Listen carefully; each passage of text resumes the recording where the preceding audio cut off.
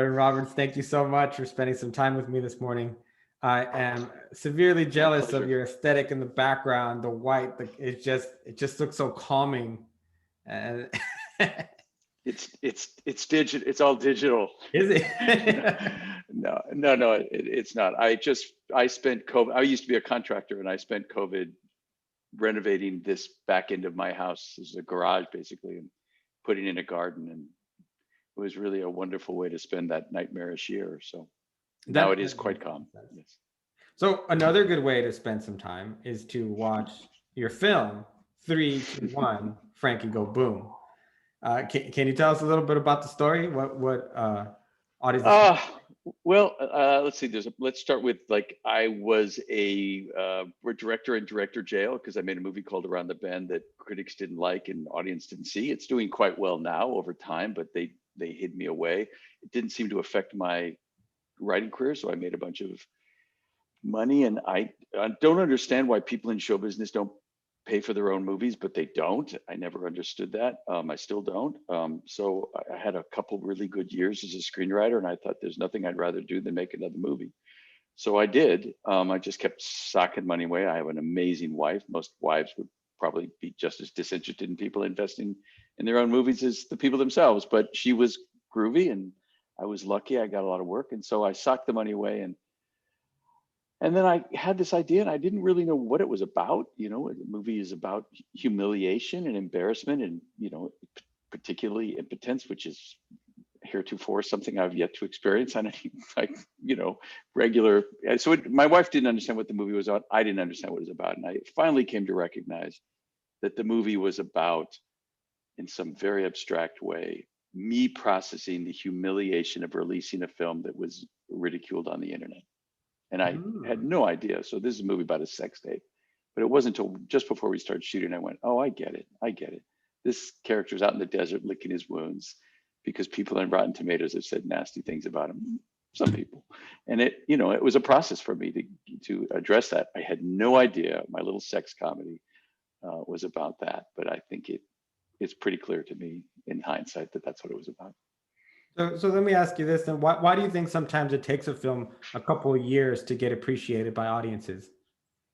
Well, in this particular case, as I said, I made it myself. There's a bunch of reasons why that happens, but in this case, I made it myself. I released it myself with the producers and the people who sold the movie with me, and as a result of that, we did something really intelligent from a filmmaker perspective in terms of participating fairly in the profits. Is we split the rights, which meant I sold these rights to this company, these rights to that, international there, digital there, DVD there, and that's a way in which filmmakers, especially those who invest in their own work, cannot be completely screwed by a business that will drop them $1 million, take everything, and you're never going to see any money again ever.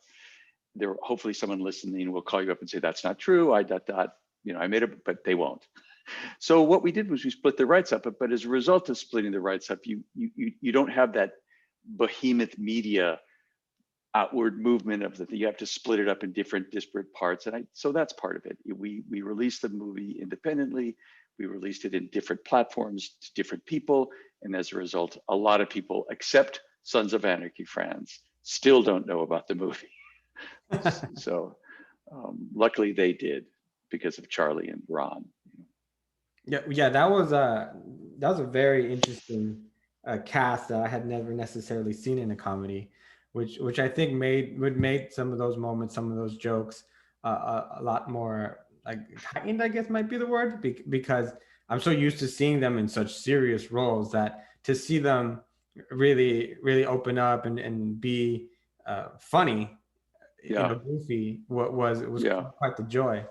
Well, How also Sons of Anarchy fans are used to seeing those two men trying to kill each other and not slow dancing and making out. So it was a nice way to shake up their characters a bit. So for you, still talking a little bit personally about your experience with the film, how Mm. was it for you at the end when you finally put a bow on it and was able to see the final cut? Was there any comfort in it for you? Well, yeah, I think so. I mean, listen, yes, there's always comfort in it.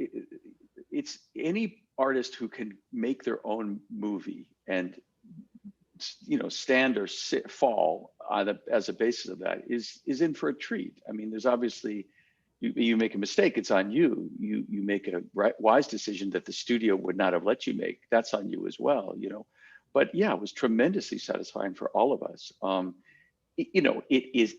I tend to write far more serious work. I tend to direct far more serious work, but it was an absolute joy. I think the movie's grounded in emotional reality, and it was just silly in a way I really needed, because nobody was letting me write silly, and I just needed to. And in terms of did I find any peace around critical response?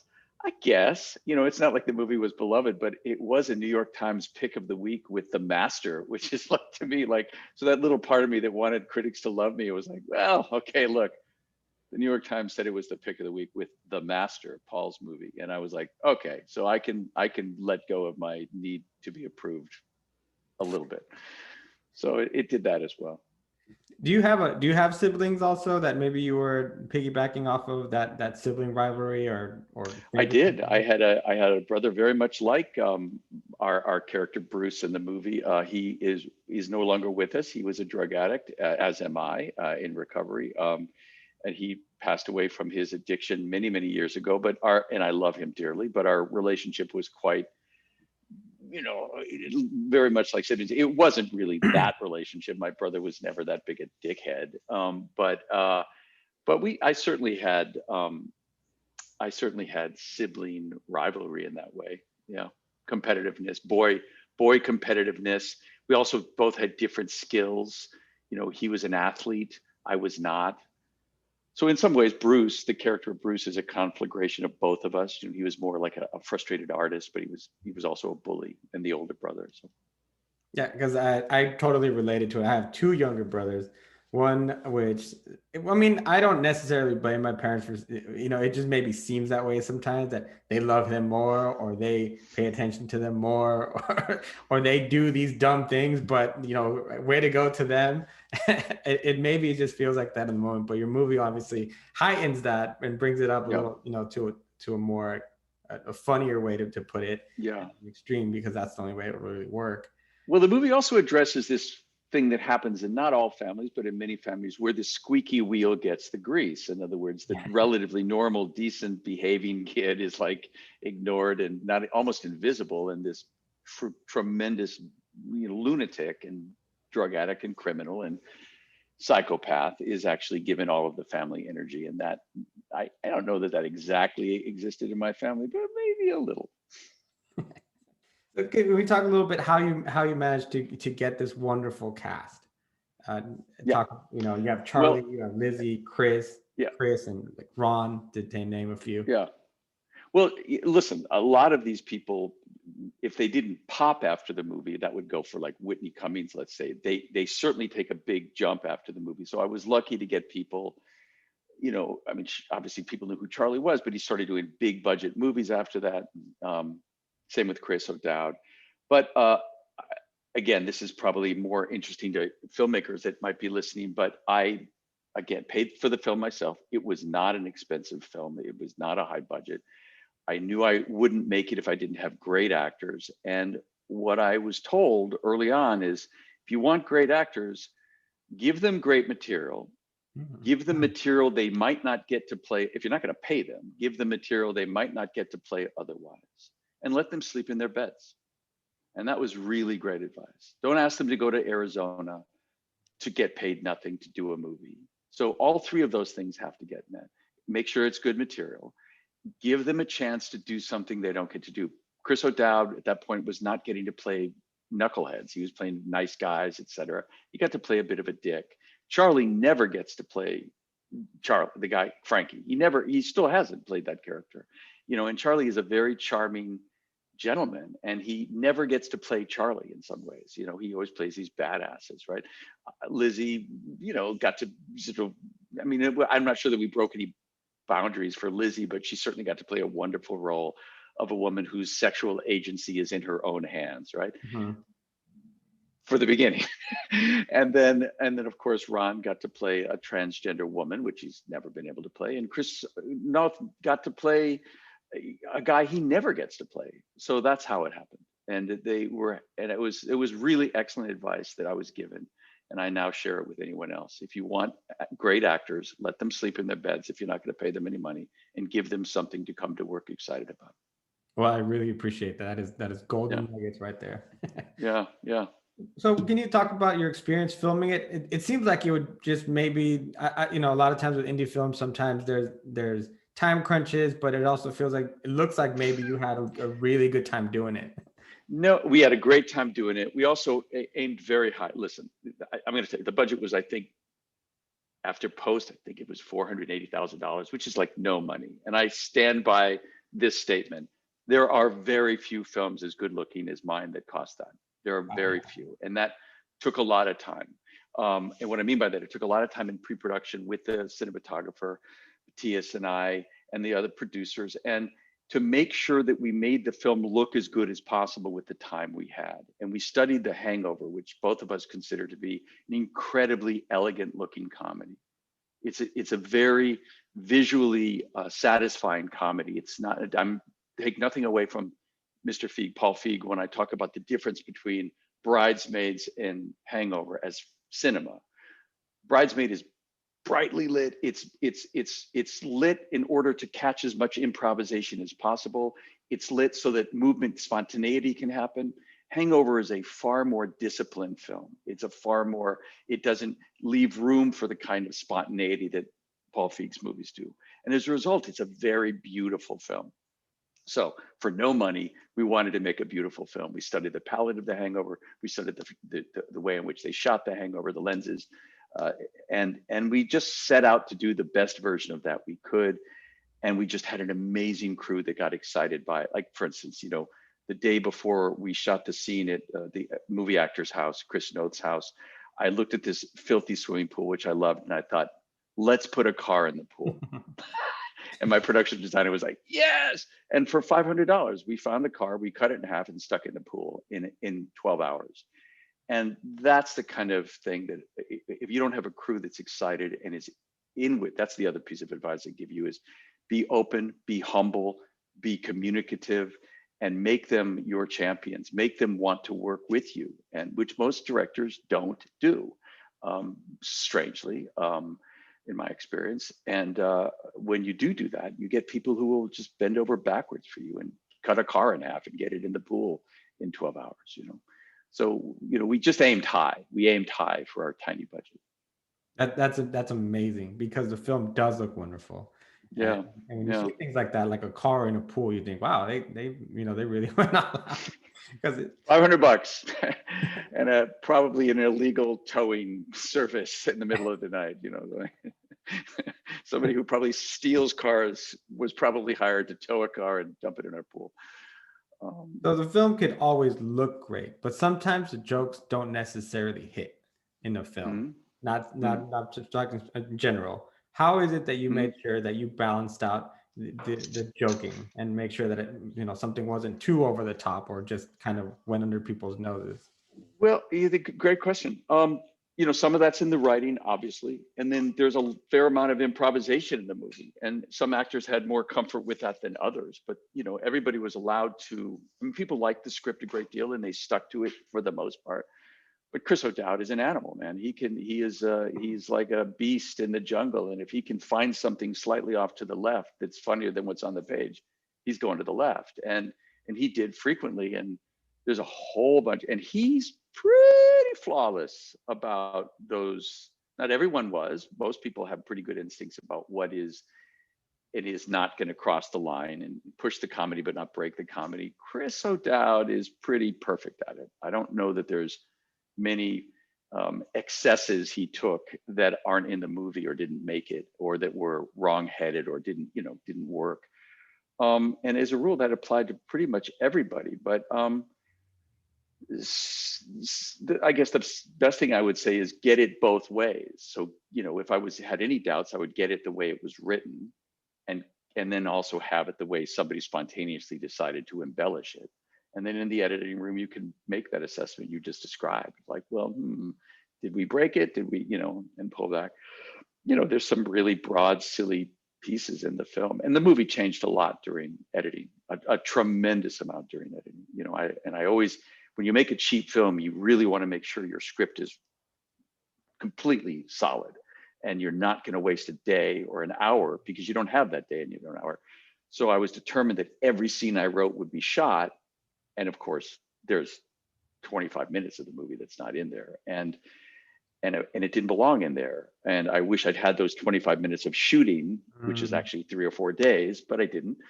But that's just the way it is. You learn shit in editing. But you know, one thing I'll just throw out there is when we were testing the movie, we kept finding people go, I don't know, why does it go from such a funny movie to a kind of a rom-com? I don't really, suddenly it's a rom, he wants the girl, and I don't get it. Charlie always used to be on the telephone towards the end of this, beginning of the third act with his parents. And it's a scene where Charlie's in his trailer and his parents are in the living room. And it's the same old shit we've seen. The parents aren't really listening to him. And they're basically the ones who say, Lassie, the love interest in this movie, is going to China, I think it is.